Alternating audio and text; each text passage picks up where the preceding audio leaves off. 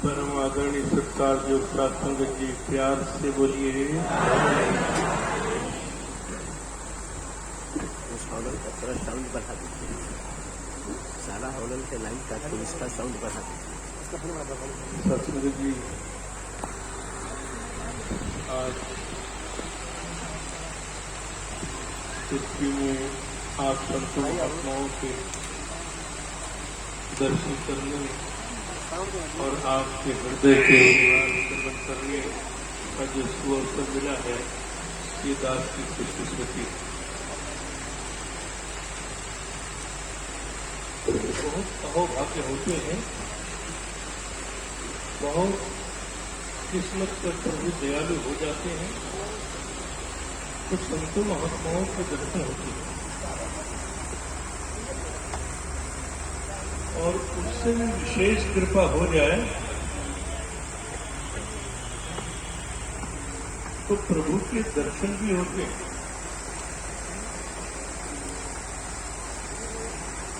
प्रभु के दर्शन हो जाए तो उसकी किस्मत समझ जाती है। जिंदगी के उस मुकाम को हम पा लेते हैं जिसके हम मुतलाशी हैं, जिसके तलबगार हैं, जिस कार्य के लिए हम दुनिया में तशरीफ लाए। ये हमारी खुशकिस्मती है कि परम पिता परमात्मा ईश्वर अल्लाह ने हमें मनुष्य की योनि में भेजा। इतने हमारे ऊंचे भाग हैं। अभी महात्मा कह रहे थे कि बड़े भाग मानुस्तन पावा, बड़े उत्तम भाग्य हैं, खुशकिस्मती है हमारी कि मनुष्य की योनि में पैदा हुआ। अगर किसी और योनि में होते पशु पक्षी या जीव जंतु तो शायद हम यहाँ नहीं बैठे। एक साथ मिलकर के बहन भाई बच्चे बुजुर्ग सभी यहाँ पर बैठे हैं, बड़े शांत भाव से सुन रहे हैं। दरअसल संसार में ऐसा देखने को बहुत कम मिलता है। कोई शोर शराबा नहीं है, कहीं कोई हल्ला गुल्ला नहीं है। कमाल की विडंबना है। एक निरंकारी मिशन का एक मंच है, ये सभा है जहां पर एक बच्चा भी चू नहीं करता।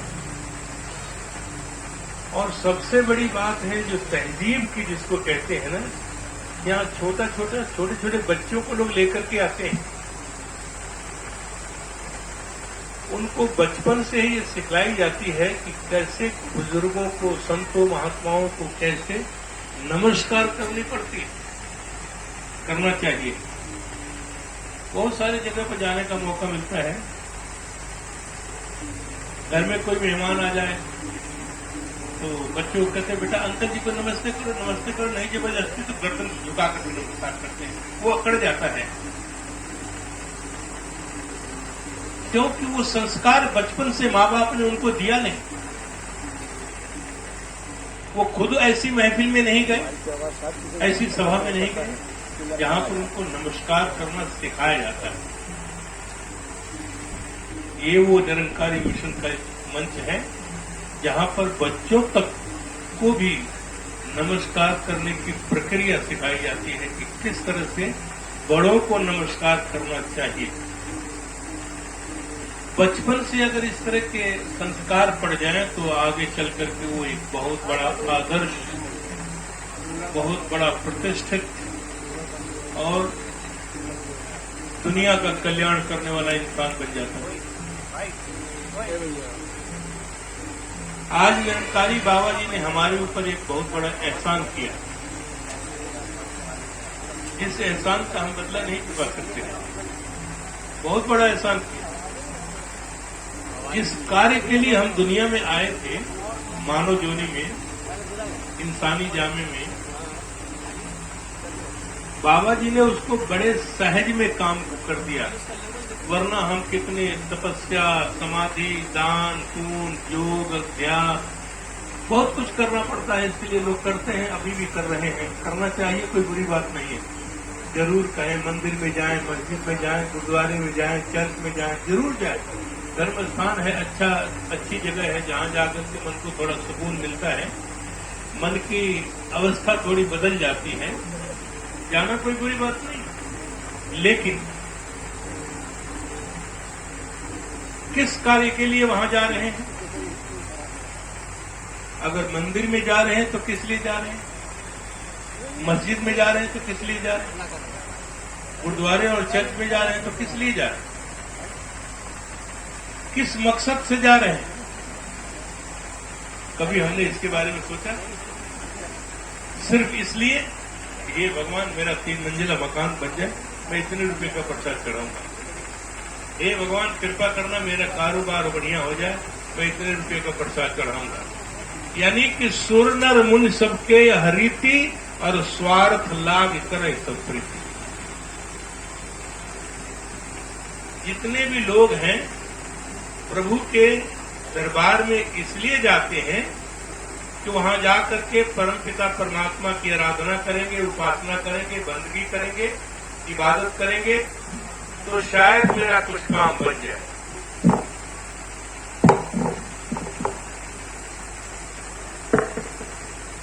सत्संग इसलिए लोग वहां जाते हैं, तो ये तो भक्ति में शामिल नहीं है। महात्माओं ने कहा कि भक्ति लोकी अजय न समझे, रवनु पाणा भक्ति। किसकी तलाश जो आंखों के रूबरू है, ये जुस्तजू नहीं है, तौहीन जुस्तजू है। तलाश तो उसकी होगी जो गुम हो जाएगा। परमात्मा गुम नहीं हो सकता। जब जर्रे जर्रे में मौजूद है, शारक से नजदीक है, कण कण में विराजमान है, पत्ते पत्ते में, डाली डाली में मौजूद है, तो फिर इसको ढूंढने जाने की क्या जरूरत है? ढूंढना तो उसको पड़ता है जो कहीं गुम हो जाए। हर जगह मौजूद है, हरि व्यापक सर्वत्र समान, सब जगह समान रूप से व्याप्त है। लेकिन ढूंढने की क्या जरूरत है? सब जगह समान रूप से व्याप्त है तो मिलता कैसे है? प्रेम से प्रकट हो ही मैं जाना। प्रेम नहीं है प्रभु से। लोग प्रभु से प्यार करते हैं तो प्यार में तो स्वार्थ है, पदार्थ है, वस्तुएं हैं। मेरा ये काम हो जाता है इतने रुपए का प्रसाद, मेरा ये काम हो जाता है इतने रुपए का प्रसाद। यानी स्वार्थ के वशीभूत होकर के इंसान प्रभु की इबादत करता है, बंदगी करता है, भक्ति करता है। भक्ति ये नहीं है। भक्ति का मतलब जानते नहीं, बात कहते हैं ज्ञान को। और ज्ञान में आसक्ति हो, लगाव हो, लगन हो, श्रद्धा हो, प्रेम हो तो भक्ति होगी, वरना नहीं होगी। आप जानते हैं हनुमान जी महाराज को भगवान राम ने भेजा लंका में, तो एक गुरसिख जो होता है वो सोचता है कि कहीं भी जाए कोई हमारा गुरु भाई मिल जाए, थोड़ी देर उससे बैठ करके हरी चर्चा करेंगे, थोड़ा समय व्यतीत हो जाएगा, बढ़िया गुजर जाएगा। अब इस तलाश में, क्योंकि हनुमान जी भगवान राम के भक्त हैं, सोचते हैं कि लंका में भी कोई भगवान राम का भक्त मिल जाए। वहां तो रावण भक्त है, राक्षस है। ढूंढ रहे हैं, ढूंढते ढूंढते एक जगह गए थे, कुटिया से आवाज आई प्रभु राम के नाम की, वहीं रुके। अच्छा, लंका में भी राम के भक्त हैं। दरवाजा खटखटाया, अंदर से विभीषण जी निकले जो रावण के छोटे भाई हैं। प्रभु राम के भक्त हैं। लोग रावण को याद करते हैं, वो राम को याद करता है। प्यार से बोलिए, आंखें खोल के बोलिए। तो जैसे विभीषण जी निकले तो उन्होंने एक बहुत सुंदर बात कही, अब मोहि भाई भरोसा हनुमंता, बिन हरि कृपा मिले नहीं संता। अब मोहि भा का मतलब ज्ञान, जानकारी। ये हनुमान जी महाराज, अब मुझे इस बात की जानकारी हो गई कि बिन हरि कृपा मिले नहीं संता। अगर संत महात्मा मिल जाते हैं तो समझो प्रभु की विशेष कृपा हुई आपके। संतों के दर्शन हो जाए तो आंखें बंद करके नहीं हो सकती, आंखें खोल करके होती हैं। और जिनको नींद आ रही है उनके ऊपर पानी का छोपा मार दो, ठीक हो जाएंगे। और हमारे सामने तो बिल्कुल सोना नहीं, जो सोएगा उनको मैं बाहर भेज दूंगा। अच्छी तरह समझ लीजिए, मैं थोड़ा स्वभाव का सख्त हूं, हाँ, याद रखिएगा। कल भी मैंने बोला था कि हमारे सामने बिल्कुल कोई बच्चा भी नहीं सोता है। सत्संगत में सोने के लिए नहीं आता, जगाने के लिए आता हूं। उत्तिष्ठत जागृत प्राप्य वरानि बोधत क्षुरस्य धारा निष्ठा दुरत्या दुर्गम पथस्थ कवयो वदंत। अरे माया की निद्रा में सोने वाले इंसान उठो और जागो, और जागने के बाद जागृत अवस्था में आओ। उठने के बाद जागेगा तभी उठेगा ना, लेकिन नहीं, उत्तिष्ठत जागृत, उठो फिर जागो, फिर जागृत अवस्था में आओ और किसी वरानि बोधत से, किसी ब्रह्मज्ञानी से इस निराकार प्रभु परमात्मा ईश्वर की जानकारी कर लो, इसकी प्राप्ति कर लो। वरना जितने भी तुम पूजा पाठ तपस्या समाधि दान पुण्य जो भी कर रहे हो, क्षुरस्यधारा निष्ठा दुरत्या दुर्गम पथस्थ कवयो वदंत। छुरे के धार के ऊपर चलने के समान दुस्तर दुर्गम और कठिन बात। इससे परमात्मा आज तक न किसी को मिला है, न मिलेगा, न मिलने की संभावना। अच्छी तरह दिमाग में बिठा करके जाना, ये साधन नहीं है। किस शास्त्र में लिखा है कि खूब धूप अगरबत्ती करना परमात्मा प्रकट हो जाएंगे? खूब जाकर के वहां पर अगरबत्ती जलाओ, धूप जलाओ, चंदन लगाओ, अक्षत लगाओ, माला चढ़ाओ। किस शास्त्र में लिखा? कोई दुनिया का ऐसा विद्वान प्रकांड पंडित बतला दे कि फला धर्म ग्रंथ में लिखा, तो मैं उसकी गुलामी करने के लिए तैयार हूं। लाउड स्पीकर पे कह रहा हूं। हमने इतने शास्त्रों का अध्ययन किया, इतनी स्टडी की है, हमने कहीं नहीं पढ़ा आज तक। जितने भी धर्मशास्त्र तकरीबन सारे धर्म ग्रंथ को पढ़ा मैंने। सत्संगत ये मनगढ़ंत बातें हैं। लोग अपने अपने स्वार्थ के लिए अपने अपने तरीके से परमात्मा की भक्ति करते हैं, जबकि रोज अभी गीता की बात कर रहे थे, रामचरितमानस की बात कर रहे हैं। अभी देखिए गीता का, अभी कुरुक्षेत्र के मैदान का जिक्र कर रहे थे। अर्जुन को भी ऐसे भ्रम हो गया था।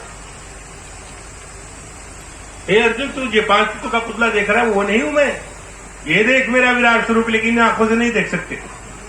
मैं तुम्हें दिव्य दृष्टि दे रहा हूं, अब ये देख मेरा विराट स्वरूप। दिव्य दृष्टि गुरु के पास मिलता है। गुरु भी निभाव निधि तरह न कोई, जो विरंच शंकर तुम। शंकर जी के बराबर हो जाए, ब्रह्मा जी के बराबर हो जाए, जब तक वो गुरु के चरणों में नहीं जाएगा ना, उसका कल्याण होने वाला नहीं। कितना भी बड़ा इंसान हो जाए, शंकर जी ब्रह्मा जी से बड़ा तो कोई हो नहीं सकता। जो विरंच शंकर सम हुई, ब्रह्मा जी के बराबर शंकर जी के बराबर हो जाए, फिर भी उसका कल्याण नहीं होगा। राम कृष्ण ते को बड़ो कि न हूं तो गुरु की, और 3 लोक के नायक का गुरु आ गया अधीन। अगर भगवान राम को गुरु वशिष्ठ की जरूरत पड़ सकती है, भगवान कृष्ण को संदीपन जी महाराज की जरूरत पड़ सकती है, तो हम क्या उनके चाचा लगते हैं? हमको जरूरत नहीं पड़ेगी, पड़ेगी। इसलिए कहा गुरु बिन भाव निधि तरह न कोई। अब भाव निधि कोई बहुत बड़ा समुद्र का नाम नहीं है कि चलो भाव सागर पार करना। भाव सागर का जिक्र नहीं है यहाँ पर, कहीं गलती लग जाए इसका अर्थ का अनर्थ कर दिया। भाव सागर का कहीं जिक्र नहीं है। भाव निधि का मतलब भाव सागर नहीं है। भाव माने होता है होना, और निधि माने खजाना, होने का खजाना। मैं हिंदू हूं, मुसलमान हूं, सिख हूं, ईसाई हूं, ब्राह्मण हूं, क्षत्रिय हूं, वैश्य हूं, शूद्र हूं, धनवान हूं, बलवान हूं, विद्वान हूं, कोई नहीं कहता कि मैं इंसान हूं। तो क्या परमात्मा ने ये हिंदू मुसलमान सिख ईसाई ब्राह्मण क्षत्रिय वैश्य शूद्र बना के भेजा?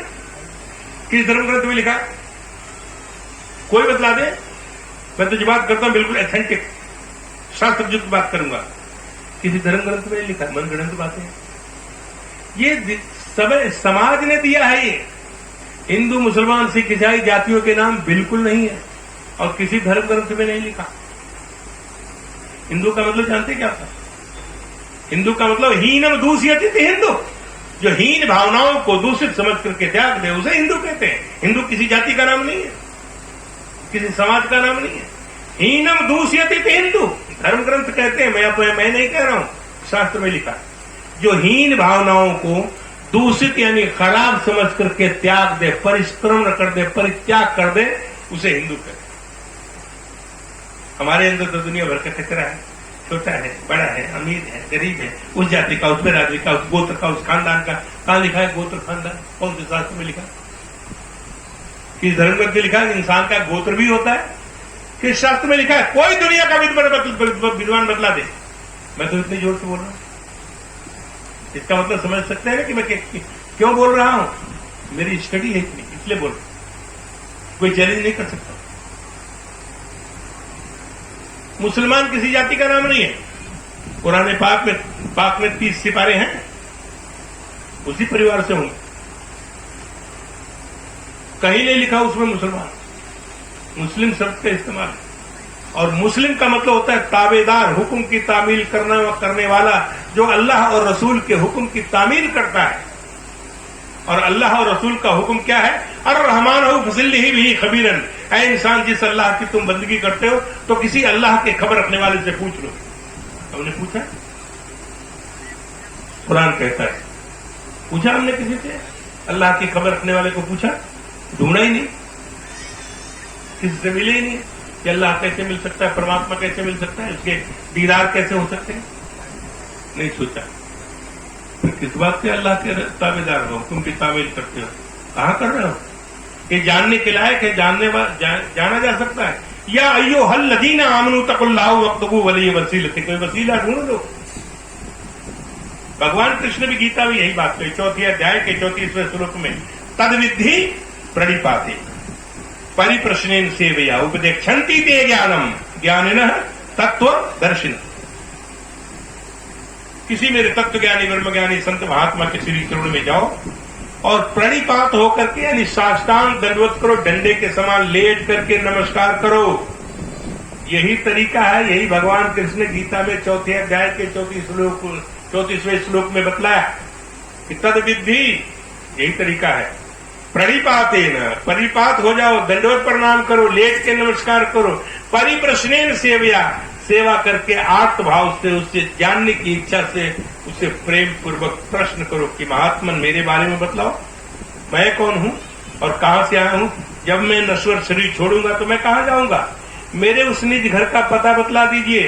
वो जो महात्मा मुझे तत्व से जानता है, फौरन मेरे बारे में बतला देगा, फौरन। ये नहीं 6 महीना लगेगा, 20 साल लगेगा, तुम भी लग रहे हो मुन्ना भाई, ऐसा कुछ नहीं, फौरन बतला देगा। अगले 39वें श्लोक में फिर यही कह रहे, लेकिन वो जानेगा कौन? श्रद्धावान लभते ज्ञानम तत्परा संतेन्द्रिय ज्ञानम लभदवा परम शांति अचिरेण गच्छति। तुरंत मिलता है, अचिरेण तुरंत मिल जाएगा, परमात्मा के दर्शन हो जाएगी। श्रद्धावान होना चाहिए, प्रभु से प्रेम करने वाला होना चाहिए। परमात्मा कोई इंग्लैंड थोड़ी चला गया है, कण कण में जो भगवान है तो यहां भी कण है। यहीं बैठे बैठाए आपको परमात्मा के दर्शन हो सकते हैं। जो यहीं बैठे बैठाए परमात्मा के दर्शन करवा दे वो संत है, वो ब्रह्मज्ञानी है। जो कहे कि महाराज अभी तो मैं खुद ही लगा हूं, आप भी लगे हो, 20 साल हो गए मेरे को, 25 साल हो गए, बताओ इतने साल लगता है? भगवान करे अचिरेण गच्छति, तुरंत मिलता है। पूछो तो सही, पूछो ब्रह्मे नारदे वेद व्यास से, कोई किसी ब्रह्मज्ञानी से पूछो तो सही। तुमने ब्रह्मज्ञानी से पूछा नहीं, तुमने तो जटाधारी लोगों से पूछा, बुरा मत मानिएगा। त्रिपुणधारी से पूछा, श्वेतांबर से पूछा, पीतांबर से पूछा, जो जंगलों में भटक रहे वो बतलाएंगे। संत महात्मा का कोई लिबास नहीं होता है। संत मिले तो मैं मिल जाऊं, संत नमोसो मिल जाए।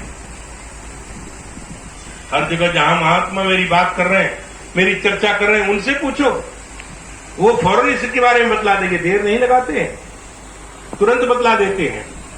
इसलिए भगवान कृष्ण को ये बात कहनी पड़ी। किसी मेरे संत महात्मा तत्व ज्ञानी ब्रह्म ज्ञानी के चरण में जाकर के उसको दंडवत प्रणाम करके उससे प्रेम पूर्वक पूछ लो, वो मेरे बारे में बतला देगा, फौरन उपदेश करेगा। जिसको जानने के बाद माम उपेत्य तू कौनते या पुनर्जन्म न विद्यते, हे कुंती पुत्र अर्जुन, फिर से तुम्हारा पुनर्जन्म नहीं होगा, 84 लाख योनि में जाने से बच जाएगा। पहले गुरु पीर पैगंबरों ने कहा कि जन्म मरण के मिटे अंधेसे, साधु के पूरे उपदेश। किसी साधु की तलाश करो, किसी संत महात्मा की तलाश करो, संत मिले तो मैं मिल जाऊं। कोई ऐसा सज्जन लोड़ लो, गुरबाणी कहती है। सज्जन का मतलब मुराद यहां से शरीफ आदमी से नहीं, बड़ा सज्जन आदमी, बड़ा शरीफ आदमी, ऐसा नहीं है, अच्छी तरह समझ लीजिए। सज्जन का मतलब सत्य प्लस जन बराबर सज्जन, यानी सत्य के जानने वाले को ढूंढ लो। सज्जन का मतलब सत्य के जानने वाले को यहां से मुराद है। अच्छी तरह इस बात को ध्यान में बिठाना। कोई ऐसा सज्जन लोड़ लो, यानी ढूंढ लो, पंजाबी शब्द है, मैं हिंदी में रूपांतरण कर देता हूं। कोई किसी ऐसे सत्य के जानने वाले को ढूंढ लो जो तुम्हारे जीवात्मा का संबंध परमात्मा से जोड़ दे। ये काम हमने किया नहीं, पढ़ते रहे। तो पढ़ने से तो बात नहीं बनेगी, खाली पढ़ना नहीं, यहां तो प्रैक्टिकल करना पड़ेगा। बच्चा जब पढ़ता है तो उसको एग्जाम में लिखना भी तो पड़ता है ना, या खाली पढ़ लिया, याद कर लिया, रट्टा मार लिया और पास हो गया, ऐसा होगा क्या? लिखना तो पड़ेगा। इम्तिहान में पेपर में लिखना पड़ेगा, प्रैक्टिकल करना पड़ेगा कि सचमुच तुमने पढ़ा है कि नहीं पढ़ा, याद किया कि नहीं। यहां पर वो काम करना पड़ेगा। लेकिन हम सुबह से शाम तक यही कुछ करते हैं, पढ़ रहे हैं, क्या गीता का पाठ कर रहे हैं, रामचरितमानस का पाठ कर रहे हैं, रामायण का पाठ कर रहे हैं। दोनों दो बातें कह रहा हूं, रामचरितमानस और रामायण दोनों अलग अलग है, कहीं गलती न लग जाए किसी को। रामायण वाल्मीकि जी ने लिखा है, रामचरितमानस तुलसीदास ने लिखा है। इसलिए कहीं गलती वक्त कर रहे हैं कि भाई जो रामचरितमानस का दोहा पढ़ रहे हैं और बोल रहे हैं कि रामायण में लिखा है। रामायण नहीं है, रामायण संस्कृत में प्योर, बहुत समझ में आ रहा है, बड़ी मुश्किल से आता है। सत्संगत, ये सारे धर्म ग्रंथों का सुबह से शाम तक पाठ कर रहे हैं। पाठ का मतलब जानते नहीं? पाठ का मतलब तो पानी के बाद ठहर जाना, पाठ होगी। पाठ का मतलब पढ़ना नहीं होता, विषय है, एक काम है, वो काम करने के लिए कहा। पानी के बाद ठहर जाएगा कौन? कोई ढूंढे शहर और कोई ढूंढे गांव में, कोई ढूंढे जंगलों और पर्वतों की छांव में। हमसे पूछो, हम बताएंगे खुदा का फासला। फासला इतना है, तेरा सर और गुरु की पाँव। एक बार गुरु के चरणों पर सिर तो रखो। वाणी कहती है कि अर्पया सो स्थान गुरु पे, हसंग प्रभु दिखाया और छिनवाई सगला रोग मिटिया मन की लियापन पाए। एक बार गुरु के चरणों पर सिर रखो, जब सिर उठा करके ऊपर उठाओगे तो सामने परमात्मा खड़ा नजर आएगा। इतनी देर लगती है, कहने वालों ने तो यहां तक कह दिया कि फूल के मसलने में देरी है, परमात्मा को जानने में देरी नहीं। कोई मेरे से पूछे कि अजय बाबू कहाँ है, मैं कहूंगा ये है। कितना साल लगा जी, कितना घंटा लगा, कितना मिनट लगा क्या? एक सेकंड भी नहीं लगा, क्योंकि जो जाना ही इसलिए ही जाना है, और जाना तुम्हें। अरे किसी जानने वाले से पूछो ना, तुम उनसे पूछ लो जिनको खुद को पता नहीं है। खुद बेचारे सारा संसार भ्रमण कर रहा है, उसको पता ही नहीं। अब ये बहन जी सेवा दल की है, वो सो रही है, वो किससे पूछेंगी बताइए? उनको है कोई दुनिया ही पता नहीं है कहाँ हम बैठे। बहुत मुश्किल है, सत्संग करना बहुत मुश्किल है। सत्संग जरा सोचिए, अब ये संत महात्मा दुनिया में लोगों को जगाने के लिए आते हैं, हम यहां सो जाते हैं, उसका बनेगा क्या?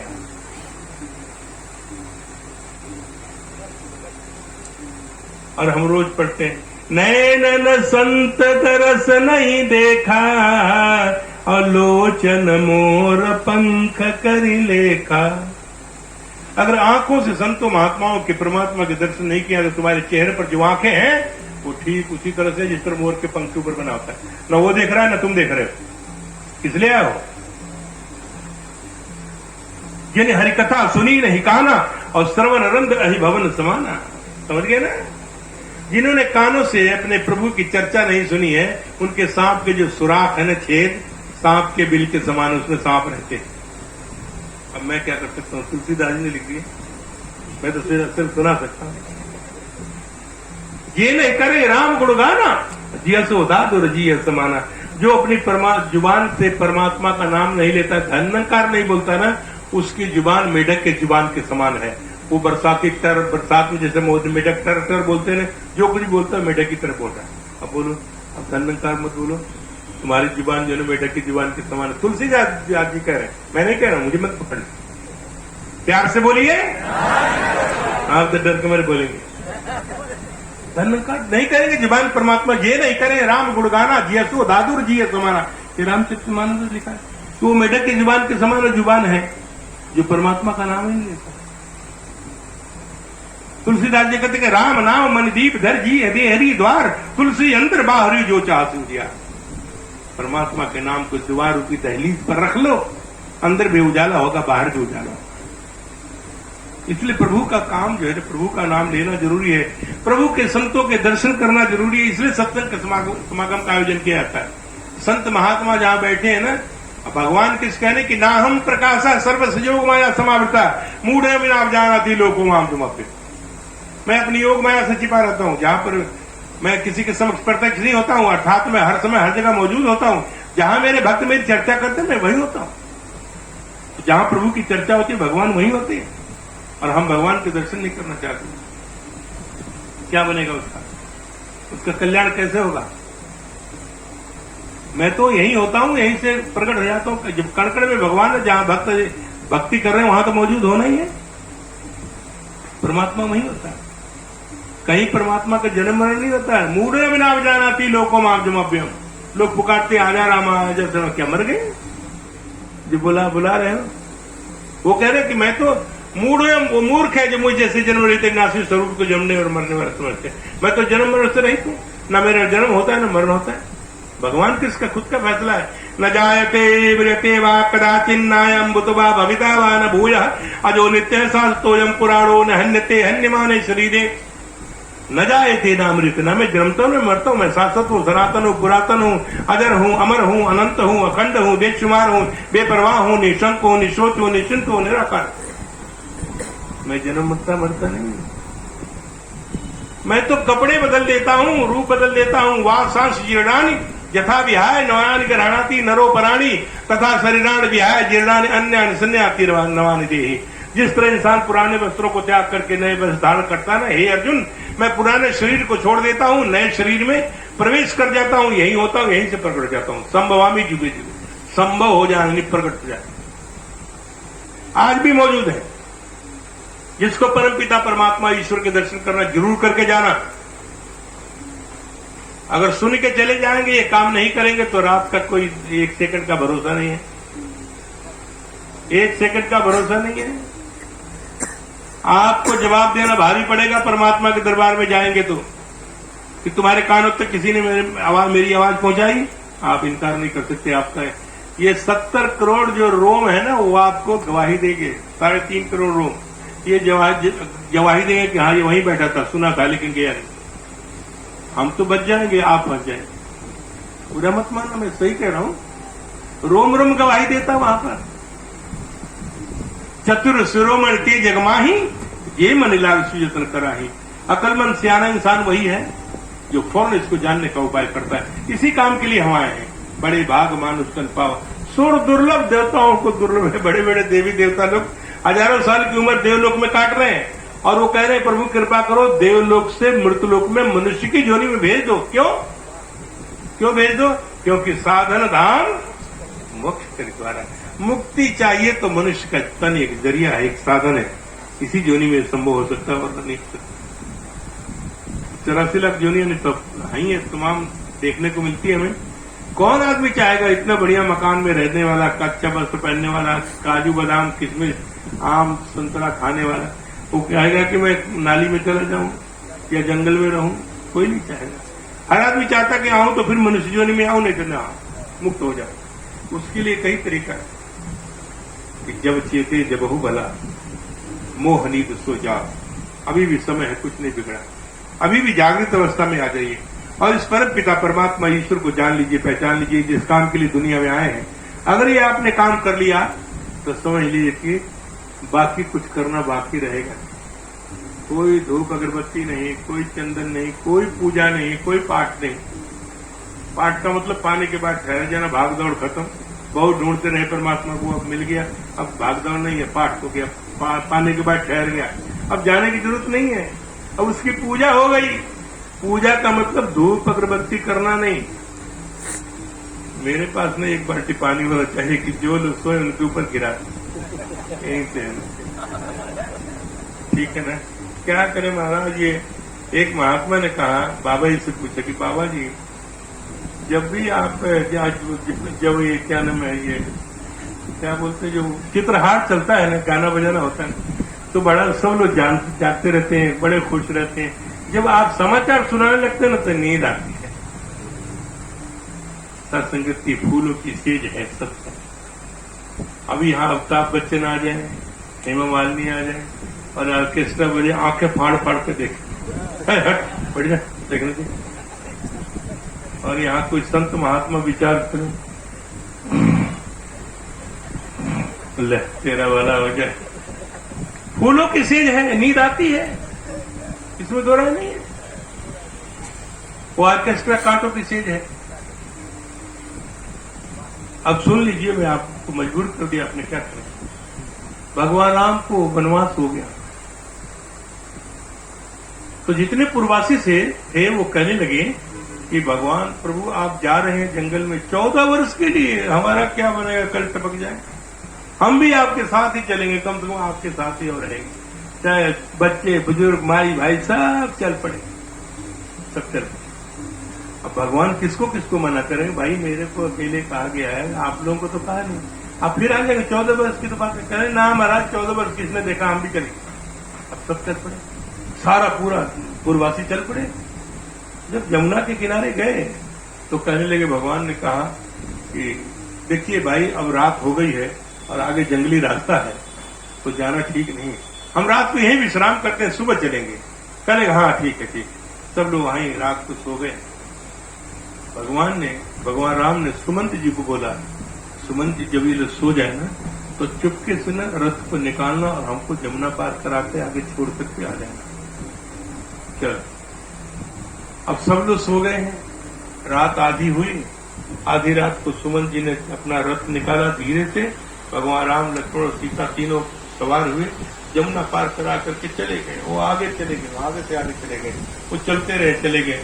जब सुबह हुआ तो देखा, अरे भगवान राम कहाँ गए, चले गए। घर का बढ़िया से बढ़िया सुंदर महल छोड़ दिया, डल पिलो का गद्दा छोड़ दिया, ऐशो इशरत के सामान छोड़ दिया, पैसा कौड़ी छोड़ दिया, लेकिन नींद को नहीं छोड़ा। उसके जीवन से भगवान ही चले।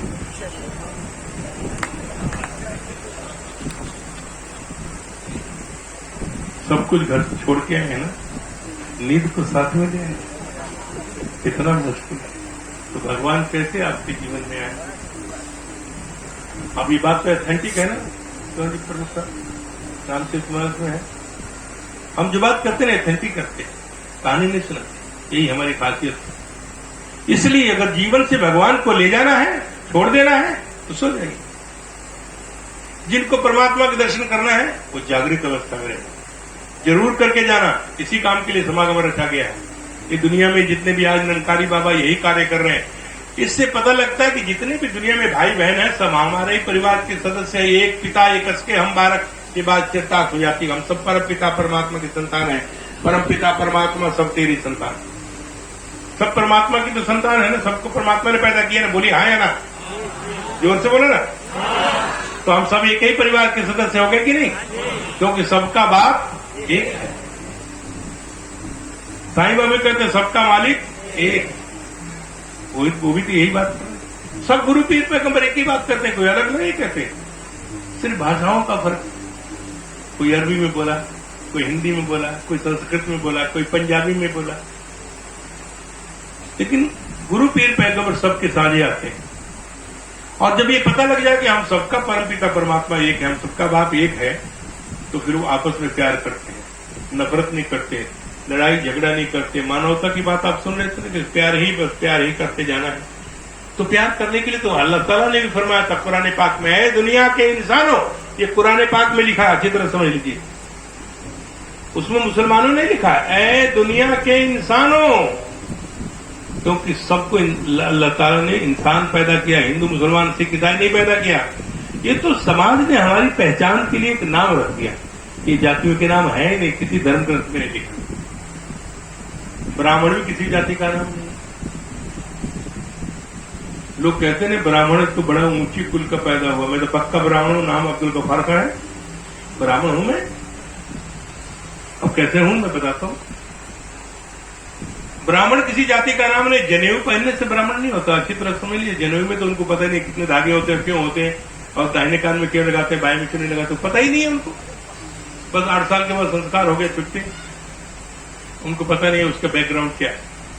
तो सुनिए, मनुस्मृति हमारा शास्त्र है, उसमें लिखा है, जन्मना जायते शूद्राः संस्कारात् द्विजोच्यते, वेद पाठात् भवेद् विप्रः, ब्रह्म जाने ब्राह्मण, जो ब्रह्म को जानता है वो ब्राह्मण है, नहीं तो बामन है, दही चूड़ा खाने वाला, शराब खाने वाला। तो हम भी उत्तर प्रदेश में रहने वाले हैं, कोई इलाहाबाद से तो कोई इंग्लैंड से थोड़ी है। हमको पता है सब यही कुछ करते हैं। वो तो लोगों को मूर्ख बनाने के लिए कुछ भी कर सकते हैं। हम मूर्ख नहीं बनाते, सलियत से वाक्यत कराते हैं कि ब्रह्म जाने कि ब्राह्मण, ब्रह्म वाणी में लिखा है ब्राह्मण सो जो ब्रह्म पहचाने। जो ब्रह्म को जानता है वो ब्राह्मण है। ब्राह्मण किसी जाति का नाम नहीं है, किसी गलती लग जाए। पंडित विद्वान को कहते हैं, जाति का नाम नहीं है, कहीं आपको गलती लग जाए। इसलिए सभी इंसान हैं, कोई जातियां नहीं है। मानुष की जात सब एक ही पहचान, वो मनुष्य की एक ही जाति है, मनुष्य। परमात्मा ने सबको इंसान पैदा किया। अब कोई बता दे दुनिया का ऐसा विद्वान जो पैदा हुआ, परमात्मा कौन सी बिरादरी का है? हिंदू है, मुसलमान है, सिख है, ईसाई है, ब्राह्मण है, क्षत्रिय है, वैश्य है, शूद्र है, कौन सी जाति का है परमात्मा? उसका गोत्र क्या है बतला सकते हैं? क्यों बतला सकता है कोई? कोई बतला दे, जो सुन रहा है बता दीजिए परमात्मा कौन सी बिरादरी का है और उसकी जाति क्या है और उसका गोत्र क्या है, बतला सकते हैं? रोज कहते हैं कि परम पिता परमात्मा सब तेरी संतान। जब परमात्मा की जात जब बाप की नहीं है तो बेटे की कहां से होगी? इस समाज ने हमारी पहचान के लिए, पुकारने के लिए नाम दिया है और हमको उसको रखना पड़ेगा। क्योंकि समाज में हमारी कोई यादव जी है तो यादव जी आएंगे, शर्मा जी है तो शर्मा जी को बुलाएंगे तो वो आएंगे, कोई पांडे जी आएंगे, कोई चौबे जी आएंगे, कोई खान साहब आएंगे, कोई अंसारी साहब आएंगे। ये सामाजिक देन है, गॉड गिफ्ट नहीं है। और ये समाज में हमारी पहचान के लिए है। क्योंकि इतने लोगों को अल्लाह ताला ने तो कह दिया है, दुनिया के इंसानों तुम खुदा को खुश करना चाहते हो तो मेरे बंदों से प्यार करो, मोहब्बत करो, इखलाक और खलूस के साथ मिलो। ये इंसानियत का तकाजा है। शायद लिखता है तुम खुदा को खुश करो, सबकी खुशामद छोड़ दो, बाखुदा इंसान होगा, खुद ही खुश हो जाएगा। यानी खिदमते खल्क ही सबसे बड़ी इबादत है। अभी महात्मा कह रहे थे ना, क्या करेगा प्यार वो भगवान से, क्या करेगा प्यार वो ईमान से, जन्म लेकर गोद में इंसान के कर न पाया प्यार जो इंसान से। इंसान को इंसान से प्यार करने के लिए परमात्मा ने पैदा किया। हम नफरत करते हैं जातियों के आधार पर, स्टेटस के आधार पर। ये सरासर गलत है। ऐसा करने वाले की मुक्ति नहीं है, मोक्ष नहीं है। ये सब कुछ छोड़ना पड़ेगा। सर्वधर्मान परित्यज्य माम एकम शरणम व्रज। सब धारणाओं को छोड़ दो। मैं एक हूं, निराकार हूं, निर्विकार हूं, अजन्मा हूं, अडोल हूं, अविनाशी हूं, अकाट्य हूं, अछेद हूं, अभेद हूं, अजर हूं, अमर हूं, अनंत हूं, अखंड हूं, बेशुमार हूं, बेपरवाह हूं, निशंक हूं, निशोच हूं, निश्चिंत हूं, निराकार हूं। इसकी शरण में आना, ये भगवान कृष्ण कहा। सर्वधर्मान पर, सब धारणाओं को जो मन में धारण कर अच्छा निरकारियों की संगत है, अरे समाजियों की है सत्संग, ये सनातन धर्मियों की, ऐसा कुछ नहीं। सर्वधर्मान परित्यज्य, सब धारणाओं को छोड़ दो। माम एकम, मैं जो एक हूं इसकी शरण में आ जा, बाकी काम मेरा है। मैं तुम्हें क्या करूंगा? अहम त्वाम सर्व पापेभ्यो मोक्षयिष्यामि मा शुचा। मैं तुम्हें तमाम पापों से मुक्ति दिला दूंगा और मोक्ष को प्राप्त करा। अब इंसान सुबह से शाम तक कई बार झूठ साथ बोलता है, पाप तो कर ही रहा, करता है ना। कई बार कोई घर में मिलने आया, बच्चे को बोलते बोल दो बेटा घर में नहीं है, अब महापाप किया उसने। खुद घर में बैठा है, बच्चे को खुद तो पाप का भागीदार है, बेटे को भी पाप का भागीदार बनाते हैं, बोल दो बेटा घर पे नहीं है। कितना बड़ा पाप कर रहा है, डबल पाप कर रहा है वो। उससे छुटकारा कैसे मिलेगा? बिजनेसमैन तो पक्का झूठ बोलता है। अगर झूठ ना बोले तो दुकानदारी चलेगी नहीं। 5 रुपये का माल 10 रुपये में बेचेगा, कहता है भाई साहब मैं रोजी कसम खा रहा हूं, जितने में लाया उतने में दे रहा है, तो हवा खाएगा? जितने में लाया उतने में दे रहा है। ये झूठ का बिजनेस से चलेगा, ऐसे करना पड़ता है। क्योंकि दुकान का खर्चा, किराया है, नौकर का खर्चा, बिजली का बिल है, घर का खर्चा है, राशन पानी कहां से लाएगा? कमाएगा तभी तो करना पड़ेगा। बुरा नहीं है, मतलब करना तो पड़ता है। 5 का माल 10 में बेचना ही पड़ेगा, तभी आपका गुजारा होगा। लेकिन है तो पाप की कमाई, है ना। जिसने वो 5 रुपए का आपने पाप की कमाई की है, और जिसने दिया है कोई मंदिर से उठा के थोड़ी लाया, वो भी इसी तरह से कमा के लाया, तो डबल पाप का वजन है उसके ऊपर, नोट के ऊपर। अच्छी तरह समझ लीजिए। और जो उसको जिस तरह का पाप का कमाई है उसी तरह उसको फल मिलेगा, उसको भोगना पड़ेगा। लेकिन ये संत महात्मा जानते हैं, गुरु ने कृपा कर दी कि भाई इस पर छाया कैसे इस पर से हट जाएगी।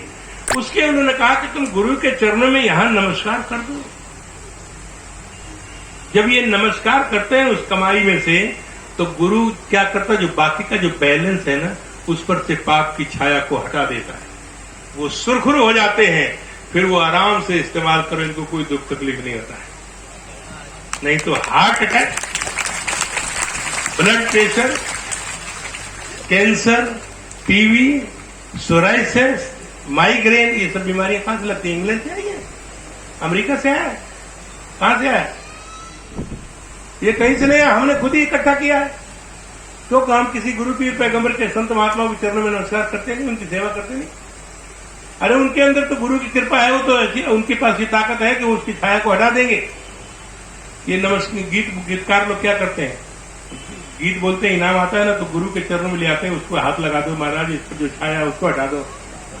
उनको देने के लिए नहीं आते हैं, वो छाया हटवाने के लिए आते हैं। इस पर पाप की छाया हटा, हाथ लगाते हैं, खत्म, अब वो सुरखुर हो जाएगा, जैसे वर्ड इस्तेमाल करो। इसलिए गुरु के चरणों में लोग नमस्कार करते हैं। यहाँ गुरु को जरूरत नहीं है पैसे की। सतगुरु के दरबार में माया रहत हजूर, जैसे गारा राज को भरभर देत बजूर, उसको जरूरत नहीं है। मकान बनाना है हमने तो ईंट हम ले आएंगे, बदरपुर हम ले आएंगे, सरिया हम ले आएंगे, सीमेंट हम ले आएंगे, रेता हम ले आएंगे। क्यों महाराज? राज मिस्त्री आएगा, बनाएगा, शाम को दिहाड़ी ले जाएगा, उसको जरूरत नहीं है कुछ लाने के लिए।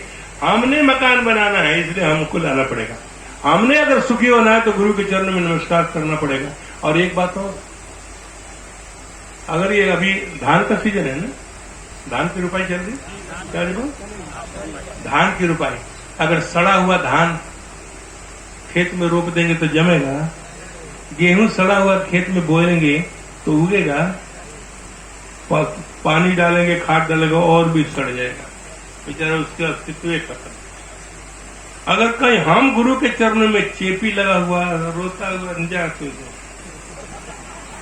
हटा लो, चल जाते, अगर ऐसा नोट नमस्कार करेंगे तो फलेगा, वो तो बेचारा डेड बॉक्स में जाएगा, बैंक वाले भी नहीं लेते।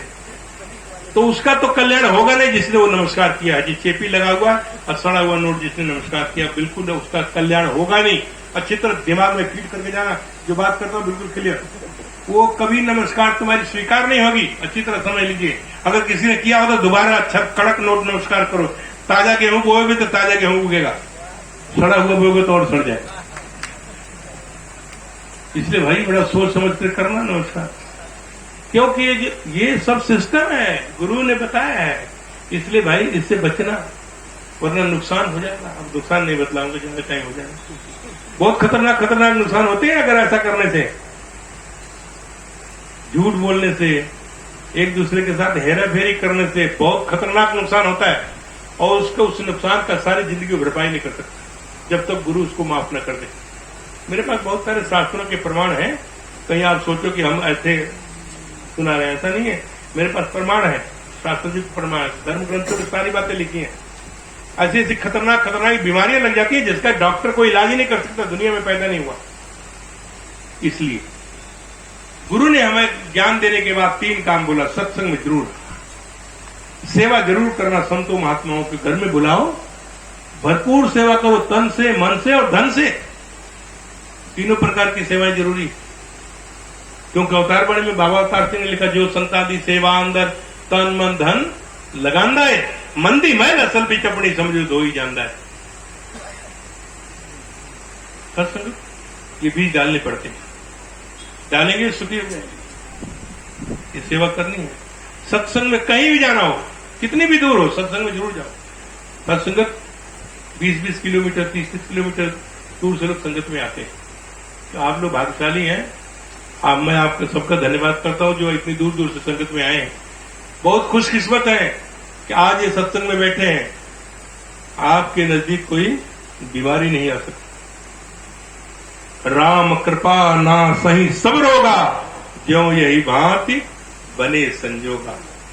सतगुरु वैद्य वचन विश्वासा, संयम यह न विषय करे आशा। गुरु की वचन को मान करके आपने विश्वास करके यहाँ सत्संग में आए हैं, आनंद लेने के लिए आए हैं, सुखी हो जाएंगे। जे सुख को चाहे सदा तो शरण राम की। यहाँ प्रभु की चर्चा और प्रभु मौजूद है, आप सुखी हो जाएंगे। सुख कितने न मिलता जी, सुख सदगुरु की शरणी, गुरु के चरण में सुख मिलता है, और कहीं सुख मिलता नहीं, किसी दुकान पर नहीं मिलता। इसलिए सत्संग में आना जरूरी है। प्रभु की जानकारी करने के बाद अगर सत्संग करेंगे तो आपका जीवन सफल है, मनुष्य जन्म सफल है। ये काम इसी काम के लिए आया है। इसलिए साध संगत बैकुंठे आए, साधु के संगत में आ गए, समझो बैकुंठ धाम में आए। पर वहां पर तो आनंद ही आनंद है। और साध संगत सिमरन जरूर करते जाना। यहां से जब जाना तो घर सिमरन करते हुए जाना। रास्ते में बहुत सारी चीजें घूमती रुकने जाती हैं। कोई न किसी ने किसी को चिमड़ जाएंगे, पकड़ जाएंगे, फिर वो घर जाके झूमने लगता है। उससे बचना है तो सिमरन करते हुए जाओ। चौगिर्द हमारे राम का दुख लगे ना भाई।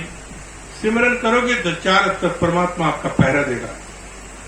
कोई भूत पिचास, कोई हवा नहीं आएगी आपके नजदीक, बिल्कुल पक्का गारंटेड आपके नजदीक नहीं आती। संत महात्मा के पास आती है क्या? ये नहीं, संत महात्मा के पास नहीं आते।